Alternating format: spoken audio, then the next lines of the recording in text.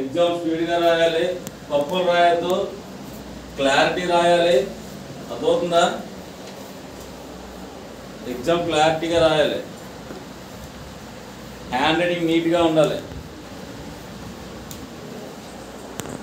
Hand writing ఎంత నీట్గా ఉంటుందో అంత చక్కగా మార్కులు వస్తాయి. తప్పులు రాయద్దు. అర్థమైందా లేదా?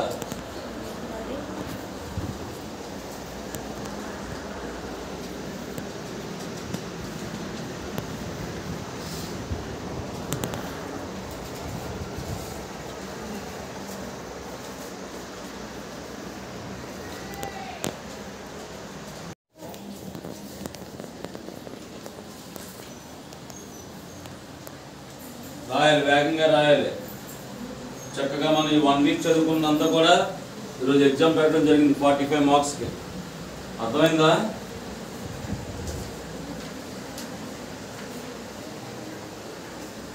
మార్క్స్ పెట్టడం జరిగింది.